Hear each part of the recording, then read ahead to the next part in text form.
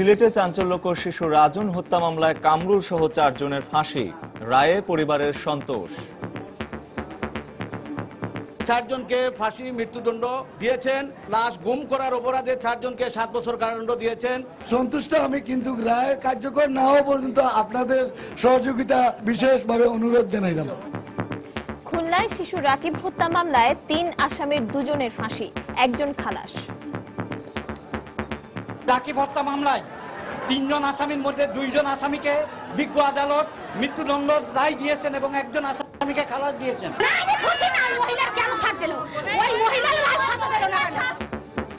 দ্রুততম সময়ে রায় ঘোষণা বিচার বিভাগের জন্য মাইল ফলক, বললেন অ্যাটর্নি জেনারেল। আদালত সঠিকভাবে অনুধাবন করে যে রায়টা দিয়েছেন, এটা সত্যি আমাদের বিচার বিভাগের জন্য খুবই উৎসাহজনক। দেখছিলেন প্রধান শিরোনাম। রাত 11টার সময়ে সঙ্গে আছি আমি পারমিতা হিম এবং আমি রঞ্জন শুভ্র। এবার অন্যান্য শীর্ষ সংবাদ। বাংলাদেশকে ইরাক সিরিয়া বানাতে দেশে বিদেশে চলছে ষড়যন্ত্র, গুপ্ত হত্যাকারীদের সঙ্গে কোনো সংলাপ নয়, গণভবনের সংবাদ সম্মেলনে প্রধানমন্ত্রী। বঙ্গবন্ধুকে নিয়ে কটূক্তি এবং জিয়াউর রহমানকে প্রথম রাষ্ট্রপতি বলার মামলায় তারেক রহমানের বিরুদ্ধে জারি হলো গ্রেফতারি পরোয়ানা। নাশকতার আশঙ্কায় গত দুদিনে সারা দেশ থেকে 8 শতাধিক আটক। দেশকে যারা অস্থিতিশীল করে তুলছে তাদেরই গ্রেপ্তার করা হচ্ছে, জবাব স্বরাষ্ট্রমন্ত্রী।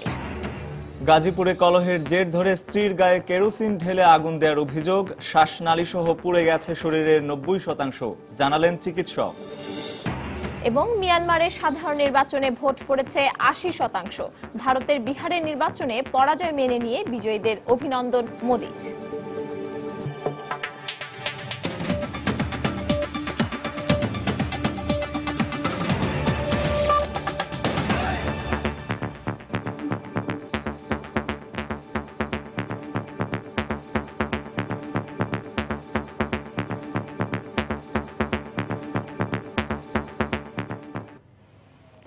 দেশে বিদেশে ব্যাপক আলোচিত সিলেট ও খুলনায় 2 শিশু হত্যা মামলার রায় ঘোষণা হলো আজ।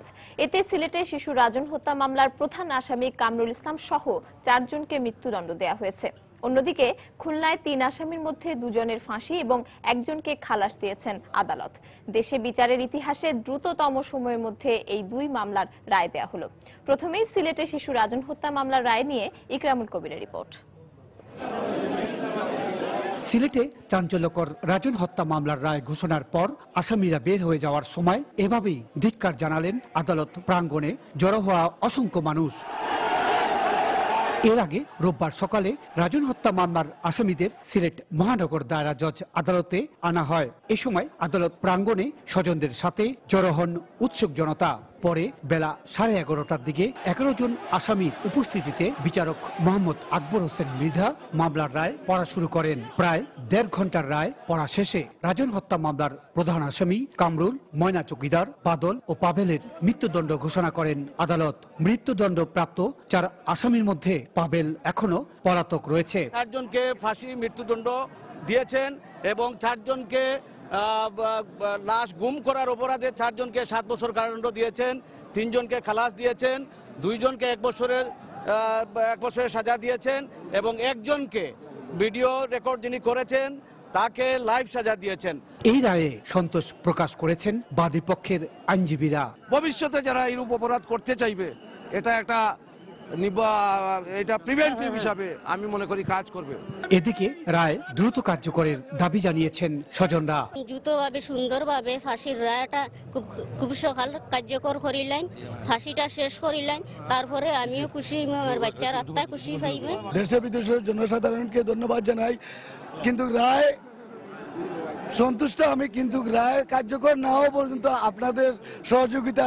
গত 8 জুলাই সিলেট শহরতলির কুমারগাঁও এলাকায় শিশু সামিউল আলম রাজনকে পিটিয়ে হত্যা করা হয়। এই ঘটনায় মামলা দায়েরের 4 মাস পর এই রায় ঘোষণা করা হলো। ইকরামুল কবির, সময় সংবাদ, সিলেট। অন্যদিকে খুলনায় শিশু রাকিব হত্যা মামলায় শরীফ ও মিন্টুকে মৃত্যুদণ্ডাদেশ দিয়েছেন আদালত। মহানগর দায়রা জজ দিলরুবা সুলতানা রায় ঘোষণা করেন। এছাড়া অপর আসামি বিউটি বেগমকে বেকসুর খালাস দেয়া হয়েছে। বিউটি বেগমকে খালাস দেয়ায় অসন্তোষ প্রকাশ করেন রাকিবের মা। তবে মাত্র 10 কার্যদিবসে রায় হওয়ায় সন্তুষ্টি প্রকাশ করেন রাষ্ট্রপক্ষের আইনজীবী। আবুল বাশারের ছবিতে বিস্তারিত জানাচ্ছেন তরিকুল ইসলাম। রোববার দুপুর 12টায় খুলনা মহানগর দায়রা জজ আদালতে হাজির করা হয় রাকিব হত্যা মামলার 3 আসামিকে। 12:30টা নাগাদ রায় পড়ে শোনান বিচারক দিলরুবা সুলতানা। মামলায় সাক্ষ্য প্রমাণের ভিত্তিতে দোষী সাব্যস্ত হয় এ সময় শরীফ ও মিন্টুকে মৃত্যুদণ্ডাদেশ পড়ে শোনানো হয়। এই রায় যাতে দ্রুত কার্যকর হয় সেই ব্যাপারে আমরা মহামান্য হাইকোর্টে মানবাধিকার বাস্তবায়ন সংস্থার পক্ষ থেকে আমরা আইনগত সহযোগিতা করব। আর এই মামলার রায় পাবার পর আমরা যে আসামিকে খালাস দেওয়া হয়েছে এই ব্যাপারে আমরা রায়ের অবজারভেশন দেখার পর আমরা পরবর্তী পদক্ষেপ গ্রহণ করব। তবে এই মামলায় বিউটি বেগমকে বেকসুর খালাস দেয়ায় অসন্তোষ প্রকাশ করেন নিহত রাকিবের মা বাবা। এদের দুজনের ফাঁসিতে আমি সন্তুষ্ট, কিন্তু এই যে বিউটি বেগমের ছেড়ে দিয়েছে আমি তো সন্তুষ্ট না।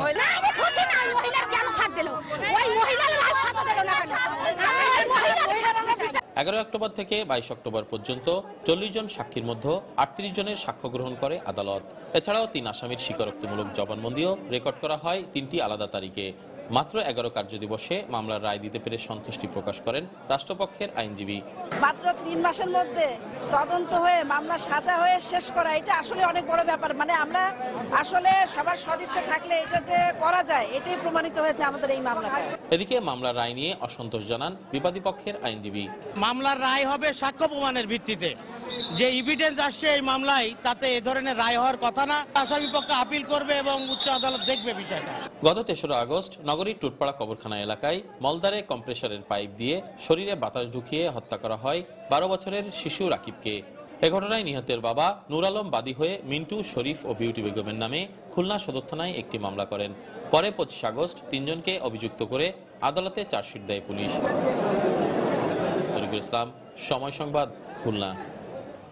চাঞ্চল্যকর এই 2 হত্যা মামলার রায় দ্রুততম সময়ে প্রকাশ হওয়ায় সন্তোষ প্রকাশ করেছেন সিলেট ও খুলনার সাধারণ মানুষ। পরবর্তীতে অপরাধ দমনে এ ধরনের রায় বিশেষ ভূমিকা রাখবে বলেও মনে করেন তারা। যে সুষ্ঠু বিচার হয়েছে এ বিচারে আমরা দেশবাসী এবং সিলেটবাসী অত্যন্ত খুশি হয়েছি। রাজন হত্যার বিচার হয়েছে, আমরা খুশি হয়েছি। আমরা আশা করি যে ভবিষ্যতে এরা বহাল থাকবে। স্বল্প সময়ের ভিতরে 3-4 মাসের ভিতরে এইরকম একটা রায় যে হয়ে গেল, এজন্য আমরা সরকারকে ধন্যবাদ জানাই। রায় খুব ভালো হয়েছে, জিন্দেগি লাগে কোনো পুরুষ জাতি ও ধরনের কাজ করতো না। যে রায়টা হয়েছে, আমরা বাংলাদেশে যত মানুষ আছি প্রতিটা মানুষ এবং ছেলে মেয়েতে সবাই আনন্দিত। আমরা ফাঁসির রায় কার্যকর থাকে তাতে খুলনাবাসী সহ সবাই খুশি হবে এবং খুলনার জনগণ একটা আইনের প্রতি একটা আস্থা স্থাপন করতে পারবে বলে আমার বিশ্বাস। সিলেটের শিশু রাজন ও খুলনার রাকিব হত্যা মামলার রায় বিচার বিভাগের জন্য মাইল ফলক বলে মনে করেন রাষ্ট্রের সর্বোচ্চ আইন কর্মকর্তা অ্যাটর্নি জেনারেল মাহবুবে আলম। তিনি বলেন, দ্রুত বিচার শেষ হওয়া এবং জড়িতদের দৃষ্টান্তমূলক শাস্তি হওয়ায় বিচার বিভাগের মর্যাদা সমুন্নত হয়েছে। দুপুরে সুপ্রিম কোর্টে তার নিজ কার্যালয়ে সাংবাদিকদের কথা বলেন অ্যাটর্নি জেনারেল। কার্য ঝুলে থাকা, বিশেষ করে ফৌজদারি মামলা ঝুলে থাকা, এটা খুবই দুঃখজনক ব্যাপার। যেখানে কোনো প্রতাপশালী বা বড় লোক কোনো ফৌজদারি মামলা আসামি হয়, সেই মামলাগুলো আগায় না। আদালতও সঠিকভাবে অনুধাবন করে যে রায়টা দিয়েছেন, এটা সত্যি আমাদের বিচার বিভাগের জন্য খুবই উৎসাহজনক এবং বিচার ব্যবস্থার একটা মাইল ফলক হিসেবে থাকবে বলে আমি মনে করি। গাইবান্ধায় শিশু সৌরভকে হত্যা চেষ্টা মামলায় সুন্দরগঞ্জের সংসদ সদস্য মঞ্জুরুল ইসলাম লিটনের অন্তর্বর্তীকালীন জামিন দিয়েছেন আদালত। জেলার অতিরিক্ত চিফ জুডিশিয়াল ম্যাজিস্ট্রেট আদালতের বিচারক মইনুল হাসান ইউসুফ এ আদেশ দেন। এর আগে সকালে সংসদ সদস্য লিটনের আইনজীবীরা আদালতে জামিন আবেদন করেন। পরে বেলা 10:30টায় প্রায় আধ ঘন্টা শুনানি শেষে বিচারক এ আদেশ দেন। গত 2রা অক্টোবর সুন্দরগঞ্জের গোপালচরণ এলাকায় শিশু সৌরভকে গুলি করেন সংসদ সদস্য মঞ্জুরুল ইসলাম লিটন।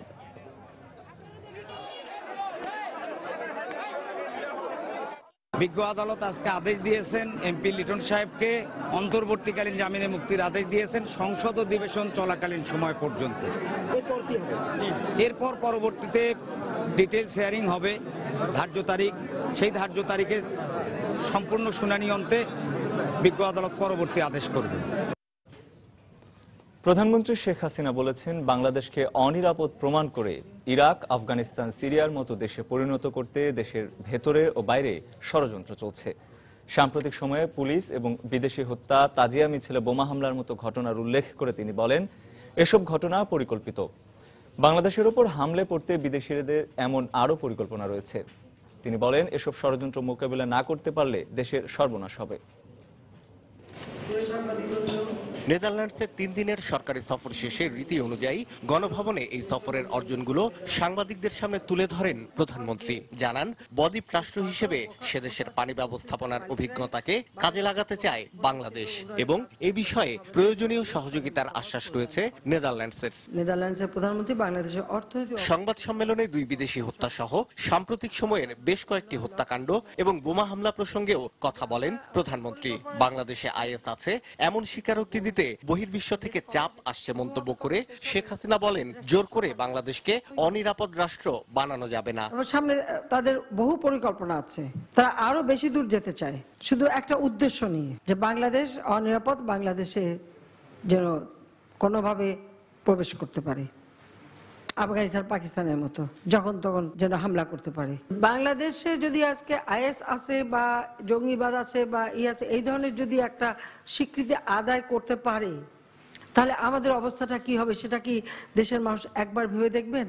এসব ঘটনা পূর্ব পরিকল্পিত মন্তব্য করে প্রধানমন্ত্রী বলেন, বিদেশিদের এসব ষড়যন্ত্র বাস্তবায়ন হচ্ছে দেশের ভেতর থেকে।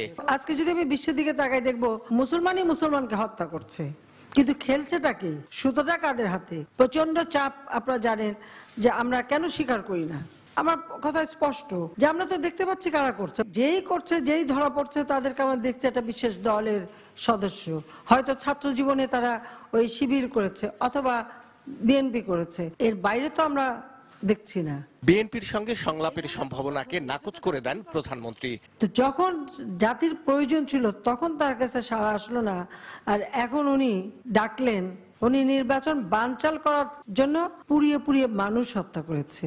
ওনার সাথে বসতে গেলেই পোড়া মানুষের গন্ধ পাবো। আজকে যুদ্ধ অপরাধীদের বিচার যখন করছি, উনি বসার যোগ্যতা তখনই অর্জন করবেন যখন বলবেন যে হ্যাঁ, বাংলাদেশের যুদ্ধ অপরাধীদের বিচার হওয়া উচিত। জাতীয় ঐক্য বা মধ্যবর্তী নির্বাচন হলে হত্যাকাণ্ড বন্ধ হবে। বিএনপি নেত্রীর বিবৃতির এই অংশের উল্লেখ করে শেখ হাসিনা বলেন, এই বক্তব্য থেকেই প্রমাণ হয় এসব ঘটনায় কারা জড়িত। কারো ধর্মীয় অনুভূতিতে আঘাত দিয়ে কোনো লেখা যেন প্রকাশ না করা হয়। শাহ আলী জয়, সময় সংবাদ, ঢাকা।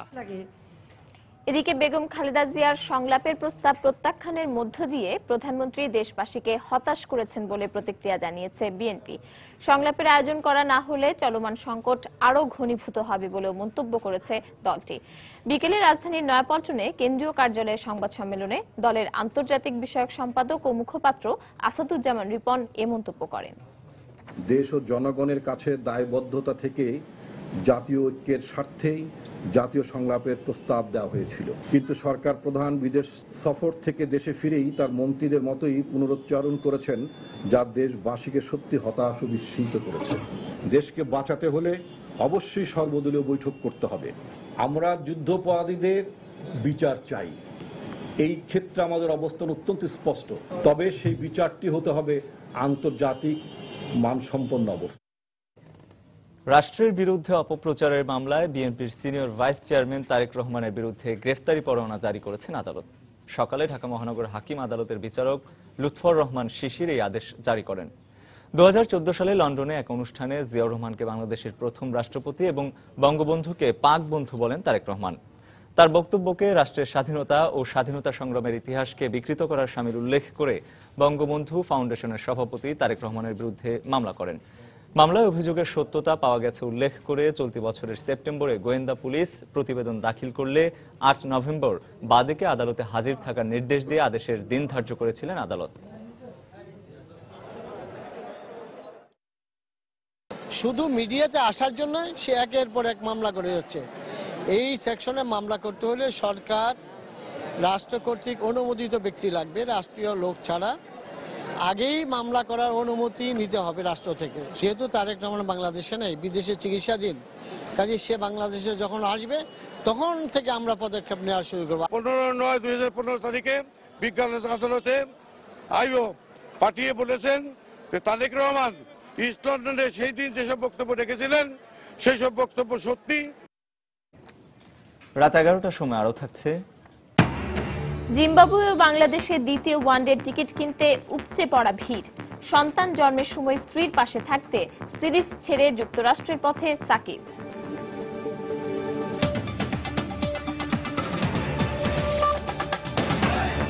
তাই তো সবাই বলে শিল্পাল্লার দিন শেষ, মেগা ডিজিটাল স্কেলে বাংলাদেশ।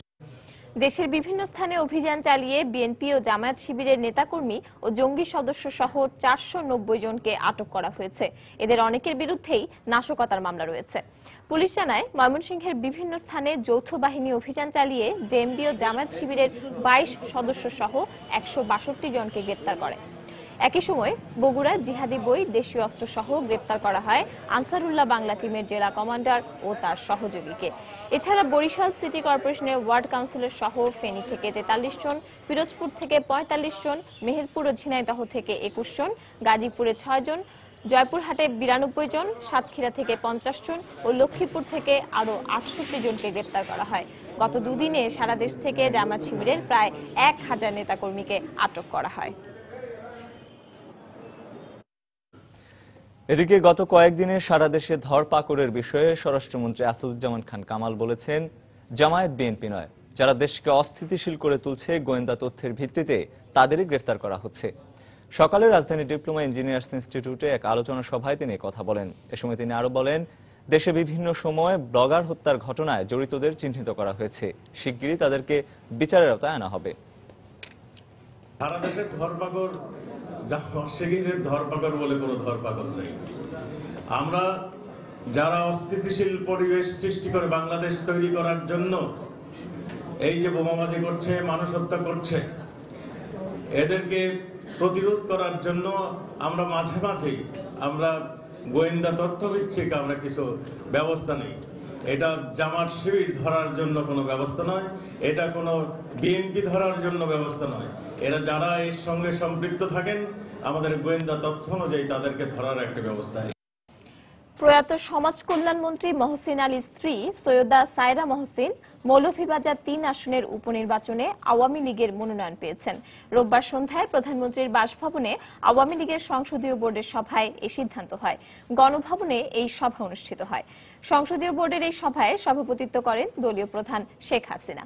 সভায় অধিকাংশ সদস্য উপস্থিত ছিলেন। জানা গেছে, আগামী 8 ডিসেম্বর ধার্য করা নির্বাচনের দিন ধরে যারা এরই মধ্যে আওয়ামী লীগের মনোনয়ন কিনেছেন এমন 25 জনের সাক্ষাৎকারও নেওয়া হয় গণভবনে। সৈয়দ মহসিন আলীর মৃত্যুতে এই আসনটি শূন্য হয়। গাজীপুরের কালিয়াকৈরে স্ত্রীর গায়ে কেরোসিন ঢেলে আগুন দেওয়ার অভিযোগ উঠেছে স্বামীর বিরুদ্ধে। আশঙ্কাজনক অবস্থায় তাকে ঢাকা মেডিকেল কলেজ হাসপাতালের বার্ন ইউনিটে ভর্তি করা হয়েছে। চিকিৎসক জানিয়েছেন, শ্বাসনালী সহ শরীরের বেশিরভাগই পুড়ে যাওয়ায় তার অবস্থা সংকটাপন্ন। এদিকে ঘটনার পর থেকে স্বামী পলাতক থাকলেও জিজ্ঞাসাবাদের জন্য বাড়ির মালিককে আটক করেছে পুলিশ। আশঙ্কাজনক অবস্থায় জীবন মৃত্যুর সন্ধিক্ষণে ঢাকা মেডিকেল কলেজ হাসপাতালের বার্ন ইউনিটে কাতরাচ্ছেন গৃহবধূ তপতী রানী দাস। অভিযোগ পাওয়া যায়, পারিবারিক কলহের জেরে স্বামী সঞ্জয় কুমার দাস শনিবার রাতে গায়ে কেরোসিন ঢেলে আগুন ধরিয়ে দেয় তার শরীরে।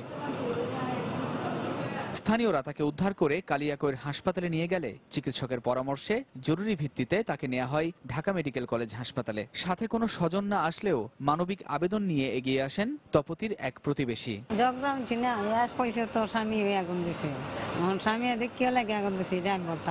এদিকে চিকিৎসক জানালেন, শ্বাসনালী সহ শরীরের 90%ই পুড়ে গেছে তার। একটা পেশেন্টের 90% বার্ন হলে পেশেন্ট আসলে বাঁচার সম্ভাবনা খুবই কম থাকে এবং খুবই হাই রিস্ক পেশেন্ট। এটা 90% মানে পুরাটাই, বডির কোনো জায়গায় আসলে বাদ নাই। তার মুখ চোখ পুরাটাই পুড়ে গেছে, তার মানে তার শ্বাসনালী পুড়ে গেছে। সাথে শ্বাসনালী পুড়ে যাওয়ার তার পার্সেন্টেজ অফ মৃত্যুর হার অনেক বেড়ে গেছে। আসলে মানে এই অবস্থায় পার্সেন্টেজ অফ বার্ন অনেক বেড়ে যায় নরমাল এর চেয়ে। ঘটনার পর থেকেই পলাতক রয়েছে অভিযুক্ত স্বামী সঞ্জয় কুমার দাস। অগ্নিদগ্ধ তপতী রানী দাস কিশোরগঞ্জের ইটনা উপজেলার এলংঝুড়ি এলাকার রাজেন্দ্র দাসের মেয়ে। আর স্বামীর সাথে ভাড়া থাকতেন কালিয়াকৈরের পূর্ব চান্দরা এলাকার হাজী ফজল মিয়ার বাড়িতে। কামরুজ্জামান মামুন, সময় সংবাদ, ঢাকা। স্বাধীনতা বিরোধীদের সঙ্গে সংলাপের কোনো সুযোগ নেই বলে মন্তব্য করেছেন স্বাস্থ্যমন্ত্রী মোহাম্মদ নাসিম। দুপুরে জাতীয় প্রেস ক্লাবে জলবায়ু বিষয়ক আলোচনা সভায় তিনি কথা বলেন। এ সময় স্বাস্থ্যমন্ত্রী 2019 সালের নির্বাচনের প্রস্তুতি নিতে বিএনপিকে পরামর্শ দেন। যুদ্ধবন্দী বিচার নিয়ে সংলাপ যদি হয়, ওনাকে একমত হবেন, হবেই না, প্রশ্নই ওঠে না। তাদের অবস্থার উত্তর পরিষ্কার, তারা ৭১ ঘাতকদের সমর্থন করে, জামাতের সঙ্গে তার রাজনৈতিক সম্পর্ক রয়েছে। বেগম জিয়াকে বলতে চাই, সংগ্রাম করবেন না, এই নাটক আর করবেন না। আসেন 2019 সালের জন্য প্রস্তুত হন, দল গোছান, খেলা হবে মাঠে ইনশাল্লাহ। লেখক ও প্রকাশক দীপন হত্যার বিচারের দাবিতে প্রতীকী অনশন করেছে আজিজ সুপারমার্কেট ব্যবসায়ী সমিতি। বিকেলে মার্কেট চত্বরে তারা এই কর্মসূচি পালন করেন। অনশনে ব্যবসায়ী ছাড়াও প্রকাশক, লেখক ও সাংস্কৃতিক কর্মীরা উপস্থিত ছিলেন। এ সময় বক্তারা বলেন, বিভিন্ন সময় ব্লগার ও গণজাগরণ মঞ্চের কর্মীদের হত্যা করা হলেও এখনো পর্যন্ত কোনোটারই বিচার হয়নি। এতে করে খুনিরা আরও বেশি করে এসব হত্যা তাণ্ডব চালাচ্ছে বলেও মন্তব্য করেন তারা। তাই দ্রুততম সময়ের মধ্যে দীপন সহ সব ব্লগার হত্যাকারীদের গ্রেফতার করে দৃষ্টান্তমূলক শাস্তির দাবি জানানো হয়। সেই সাথে প্রকাশক ও ব্লগারদের নিরাপত্তায় প্রশাসনের তৎপরতা বাড়ানোরও আহ্বান জানান তারা। সদ্য বিলুপ্ত ছিটমহলের বাসিন্দাদের ভূমি সমস্যা নিরসনে একটি বিশেষ ট্রাইব্যুনাল গঠনের সুপারিশ করেছেন আইন ও সালিশ কেন্দ্রের নির্বাহী পরিচালক সুলতানা কামাল। সকালে রাজধানীর জাতীয় প্রেস ক্লাবে সংবাদ সম্মেলনে সমস্যা নিরসনে ৮ দফা সুপারিশ তুলে ধরা হয়। এ সময় টিআইবির নির্বাহী পরিচালক ইফতেখারুজ্জামান বলেন, ছিটমহল বিলুপ্ত হলেও এই নিয়ে দুর্নীতির সুযোগ সৃষ্টি হয়েছে, তা দূর করা প্রয়োজন। বিলুপ্ত হওয়া ছিটমহলগুলোর বাসিন্দাদের ন্যায্যতার ভিত্তিতে ভূমি বন্টন করার আহ্বান জানান সুলতানা কামাল। মালিকানা, ভূমির ভোগ দখল কার অধীনে আছে, কার আসলে দলিল কার কাছে, ইত্যাদি সমস্ত কিছুই খুবই জটিল একটা ব্যাপার। এটা কিন্তু বাইরে থেকে অনেক সময় ছট করে কোনো পরামর্শ এভাবে দেওয়া যায় না। সেই জন্য এটা নিষ্পত্তি করার জন্য আমরা বারবারই বলছি যে একটা বিশেষ ব্যবস্থা নেওয়ার জন্য, যেখানে আমরা বলেছি বিশেষ ভূমি ট্রাইব্যুনাল গঠন করার জন্য। বিভিন্ন জায়গার প্রভাবশালী মানুষ কিন্তু এই ভূমি নিয়ে নানা ধরনের চক্রান্ত সেখানটা করছে। যারা নাগরিকত্ব পেয়েছেন এত বছর পর, তাদের জন্য সবচেয়ে উদ্বেগের জায়গা। সেই জন্য এই খাত যেন দুর্নীতিপ্রবণ না হয় এবং প্রতিরোধমূলক একটা ব্যবস্থা যেন সৃষ্টি করা হয়, সেটার এখতিয়ার এবং সামর্থ্য সরকারের আছে বলে আমি মনে করি। খুলনায় এক গৃহবধূকে কুপিয়ে হত্যা করেছে দুর্বৃত্তরা। এ ঘটনায় জড়িত অভিযোগে সজল নামে এক যুবককে ছুরি সহ আটক করেছে পুলিশ। রাতে মহানগরীর বয়রা চারাবাটি এলাকায় এই ঘটনা ঘটে। পুলিশ জানায়, খাদ্য কর্মকর্তা মৃত গোবিন্দলাল বণিকের স্ত্রী শেফালি তার ছেলেকে নিয়ে ওই এলাকার একটি বাড়িতে ভাড়া থাকতেন। রাতে কয়েকজন দুর্বৃত্ত বাড়িতে ঢুকে গৃহবধূ শেফালিকে কুপিয়ে গুরুতর আহত করে। এ সময় আশেপাশের লোকজন শেফালির চিৎকার শুনে ছুটে এসে বাড়ি ঘেরাও করলে সজল ছাড়া অন্যরা পালিয়ে যায়। পরে খবর পেয়ে পুলিশ বাড়ি থেকে সজলকে ছুরি সহ আটক করে। এখানে দাপাদাপি হয়েছে, তারপরে এই পাশ দিয়ে এসে পরে দেখি যে উপর দিয়ে উঠে ওই বেলকুনিতে দেখি যে ওনার মানে জবাই দেয়া রক্ত এখানে পড়ে আছে, আপনার মানে ভুট পড়ে আছে উনি। আমরা ওকে মানে পাই না, সাথে ঘুরে টুরি করে তারপরে আসলে একজনকে পাওয়া যায় ওই বাথরুমের ভিতরে। তো অনেক মানে তদন্ত করে পাওয়ার পরে সে বলতেছে যে আমরা 4 জন ছিলাম। সজলকে আমরা বাথরুমের দরজা ভেঙে তাকে গ্রেপ্তার করি এবং সে স্বীকার করেছে যে হত্যাকাণ্ডটা সে ঘটিয়েছে। তবে আমরা ধারণা করতেছি তার সাথে আরও 2-3 জন ছিল। তাদের নাম ঠিকানা উদ্ধার সহ আমরা দ্রুত তাদেরকে গ্রেপ্তার করে ফেলবো ইনশাল্লাহ।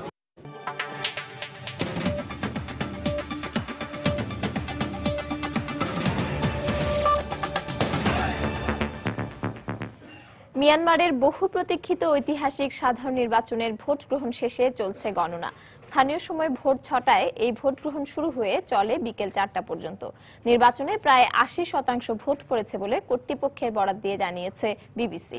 গত 25 বছরের মধ্যে মিয়ানমারে এটি প্রথম কোনো প্রতিদ্বন্দ্বিতাপূর্ণ গণতান্ত্রিক নির্বাচন। সকালে ভোট গ্রহণ শুরুর পরপরই ইয়াঙ্গুনের একটি কেন্দ্রে ভোট দেন বিরোধী দলীয় নেতা অং সান সুচি। এবারে নির্বাচনে গণতন্ত্রপন্থী সুচির নেতৃত্বাধীন এনএলডি বড় ব্যবধানে জয় পাবে বলে ধারণা করা হচ্ছে। তবে সরকার গঠন করতে হলে সুচির দল এনএলডিকে 2/3 আসনে জয় পেতে হবে। আর এমন হলে সাংবিধানিক বাধার কারণে সুচি প্রেসিডেন্ট হতে না পারলেও এরই মধ্যে নেতৃত্বে থাকার কথা জানিয়েছেন। ভোট গ্রহণ শুরুর পর সকালে ভোট দিয়েছেন দেশটির প্রেসিডেন্ট থান সুয়েও। এর আগে নির্বাচনের ফল যাই হোক তা মেনে নেয়ার ঘোষণা দেন তিনি। ভোট দিয়েছেন দেশটির সেনাপ্রধান মিন অং হ্লাইং। ভারতের বিহারে বিধানসভা নির্বাচনে বর্তমান মুখ্যমন্ত্রী নীতিশ কুমার ও সাবেক মুখ্যমন্ত্রী লালু প্রসাদ যাদবের মহাজোট জয়ী হয়েছে। নির্বাচনে নিজ দল বিজেপির পরাজয় মেনে নিয়ে নীতিশ কুমারকে টেলিফোনে অভিনন্দন জানিয়েছেন প্রধানমন্ত্রী নরেন্দ্র মোদী। এ জয়ের ফলে তৃতীয় মেয়াদে বিহারের মুখ্যমন্ত্রীর পদ পেতে যাচ্ছেন নীতিশ কুমার। প্রাথমিক ফলাফলে 243 আসনের মধ্যে 177টি আসন পেয়েছে নীতিশ, লালু প্রসাদ, কংগ্রেস জোট। বিজেপি পেয়েছে 60টি আসন। ফলাফল পেয়ে লালু প্রসাদ যাদব বলেন তার দল দেশ জুড়ে বিজেপির বিরুদ্ধে আন্দোলন শুরু করবে। বিভিন্ন স্থানে উল্লাস শুরু করেছে বিজয়ী দলের কর্মীরা। বিহারের পাটনায় দলীয় কার্যালয়ের সামনে রং মাখিয়ে পটকা ফুটিয়ে আনন্দ করতে দেখা যায় তাদের। এদিকে ভারতের প্রধান বিরোধী দল কংগ্রেসের সহ সভাপতি রাহুল গান্ধী এই জয়কে সাম্প্রদায়িক শক্তির বিরুদ্ধে জয় বলে মন্তব্য করেন।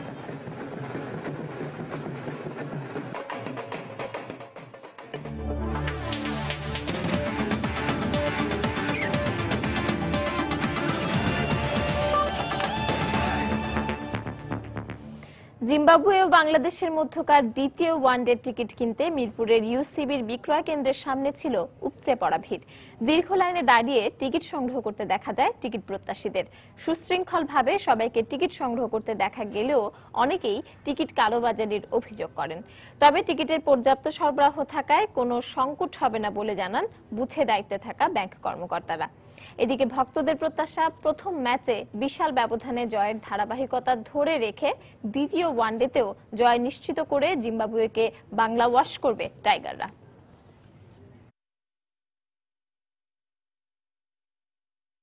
কালে খেলার দেখে আমরা অনেক উদযাপন করেছি, তাই আজকে সকাল থেকে আমরা সিরিয়াল ধরছি টিকিটের জন্য।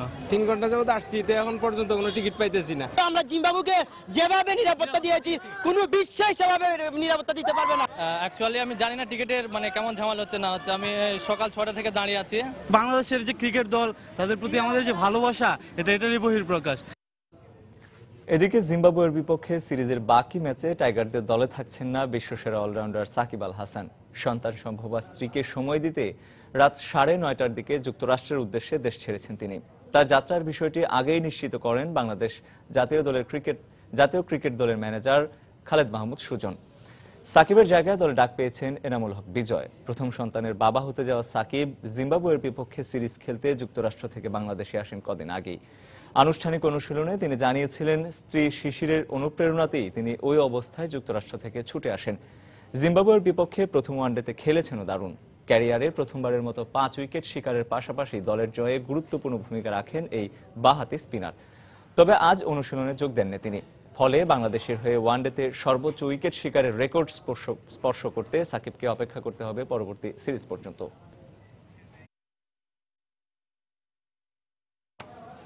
রাত 11টার সময় এই পর্যায়ে শীর্ষ সংবাদ জানিয়ে দিচ্ছে আরেকবার। সিলেটে চাঞ্চল্যকর শিশু রাজন হত্যা মামলায় কামরুল সহ 4 জনের মৃত্যুদণ্ড। খুলনার শিশু রাকিব হত্যা মামলায় 2 জনের ফাঁসি, 1 জন বেকসুর খালাস। বাংলাদেশকে ইরাক সিরিয়া বানাতে দেশে বিদেশে চলছে ষড়যন্ত্র। গুপ্ত হত্যাকারীদের সঙ্গে কোনো সংলাপ নয়, গণভবনের সংবাদ সম্মেলনে প্রধানমন্ত্রী। বঙ্গবন্ধুকে নিয়ে কটূক্তি এবং জিয়াউর রহমানকে প্রথম রাষ্ট্রপতি বলার মামলায় তারেক রহমানের বিরুদ্ধে জারি হলো গ্রেফতারি পরোয়ানা। নাশকতার আশঙ্কায় গত 2 দিনে সারা দেশ থেকে 8 শতাধিক আটক। দেশকে যারা অস্থিতিশীল করে তুলছে তাদেরই গ্রেপ্তার করা হচ্ছে, জবাব স্বরাষ্ট্রমন্ত্রী। গাজীপুরে কলহের জের ধরে স্ত্রীর গায়ে কেরোসিন ঢেলে আগুন দেওয়ার অভিযোগ। শ্বাসনালী সহ পুড়ে গেছে শরীরের 90%, জানালেন চিকিৎসক। এবং মিয়ানমারের সাধারণ নির্বাচনে ভোট পড়েছে 80%। বিহারের নির্বাচনে পরাজয় মেনে নিয়ে বিজয়ীদের অভিনন্দন মোদির। দর্শক, এই ছিল রাত 11টার সময়। যে কোনো খবর পেতে ভিজিট করুন সময়নিউজ.tv আর সঙ্গে থাকুন সময়ের।